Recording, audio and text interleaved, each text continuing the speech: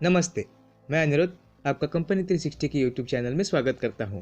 आज की वीडियो का टॉपिक है brewing conflict as tensions rise between PepsiCo and Rise Brewing. तो चलिए इस वीडियो को शुरुआत करते हैं।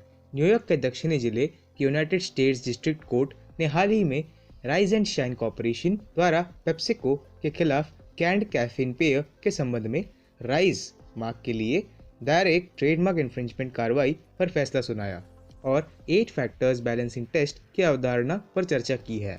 तो अब हम कोर्ट के ऑब्जर्वेशन देखते हैं। भ्रम की संभावना या likelihood of confusion. Reverse confusion की संभावना का निर्धारण करने के लिए माननीय न्यायालय ने 8 फैक्टर बैलेंसिंग टेस्ट पर भरोसा किया, जो विचार के लिए आगे दिए गए फैक्टर्स को निर्धारित करता है। पहला फैक्टर, मार्क की ताकत।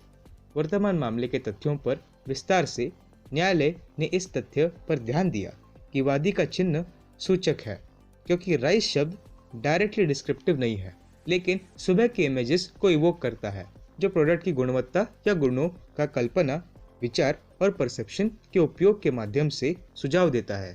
दूसरा फैक्टर है मार्क्स की समानता।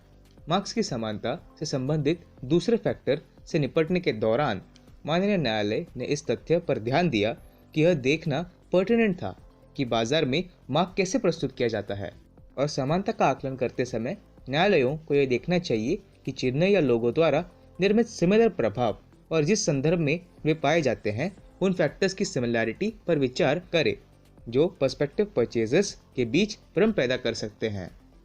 तीसरा फैक्टर है प्रोडक्ट्स की प्रॉक्सिमिटी।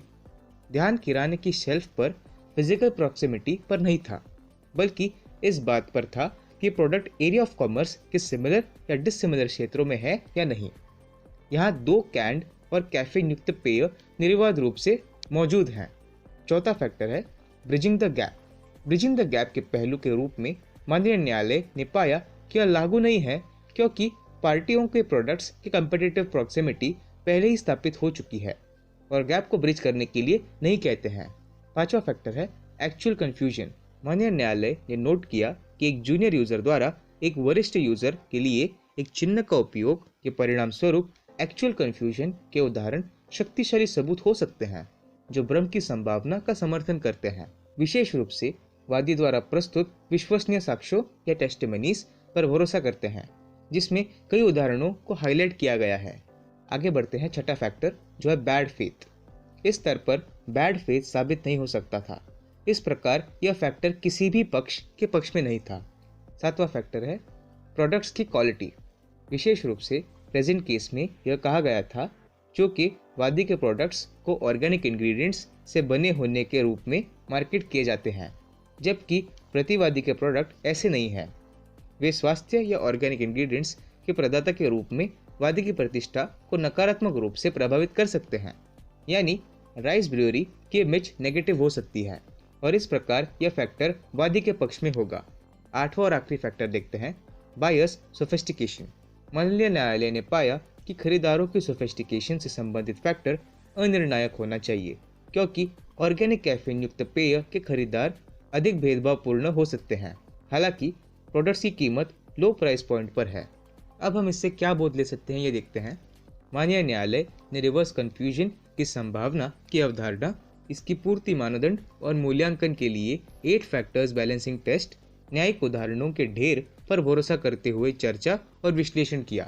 प्रॉक्सिमिटी का निर्धारण करते समय विचार किए जाने वाले फैक्टर्स पर विशेष रूप से विस्तार से, जो न केवल फिजिकल प्रॉक्सिमिटी पर आधारित है बल्कि भ्रम की अवधारणा को भी शामिल करता है, जो वरिष्ठ यूजर और जूनियर यूजर के प्रोडक्ट्स के बीच एफिलिएशन के कारण हो सकता है।